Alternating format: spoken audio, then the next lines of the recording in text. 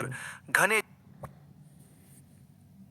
राजा विक्रमादित्य अपने प्रिय घोड़े पर सवार होकर घने जंगल की ओर बढ़ रहे थे।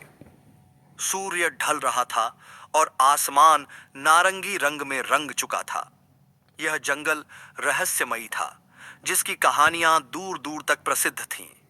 कहा जाता था कि यहाँ एक विशाल शेर निवास करता है, जो अब तक कई साहसी योद्धाओं को चुनौती दे चुका था।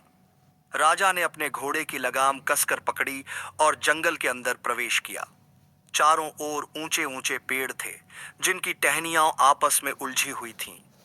पक्षियों की चीख पुकार और झाड़ियों की सरसराहट से वातावरण और भी रहस्यमय लग रहा था।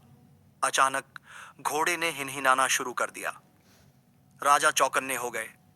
उन्होंने चारों ओर नजर दौड़ाई, लेकिन कुछ भी साफ नजर नहीं आ रहा था। तभी एक भारी गर्जना से जंगल गूंज उठा। राजा ने तलवार निकाल ली और सतर्क होकर देखने लगे। घनी झाड़ियों के पीछे से एक विशाल शेर निकला। उसकी आंखें अंगारे जैसी जल रही थीं और उसकी दहाड़ ने जंगल की शांति को भंग कर दिया। शेर धीरे धीरे राजा के पास आ रहा था, जैसे किसी प्रतिद्वंद्वी का आकलन कर रहा हो। विक्रमादित्य घोड़े से नीचे उतरे और तलवार को मजबूत पकड़कर खड़े हो गए। शेर ने एक जोरदार छलांग लगाई, लेकिन राजा पहले से तैयार थे। उन्होंने बिजली की गति से तलवार चलाई और शेर एक ओर झटक कर बच गया। कुछ देर तक दोनों के बीच घमासान लड़ाई चलती रही। राजा ने शेर पर कई वार किए, लेकिन वह बेहद शक्तिशाली था। तभी राजा को एक युक्ति सूझी। उन्होंने झट से अपनी ढाल जमीन पर मारी, जिससे जोर की आवाज हुई। शेर क्षण भर के लिए भ्रमित हुआ और यही मौका था।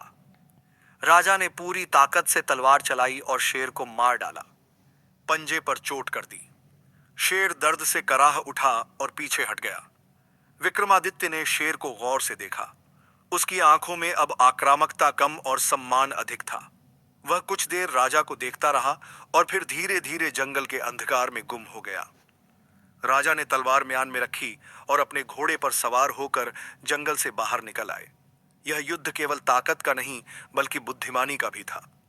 उन्होंने सिद्ध कर दिया कि एक सच्चा योद्धा केवल अपनी तलवार से नहीं, बल्कि अपनी चतुराई से भी जीतता है।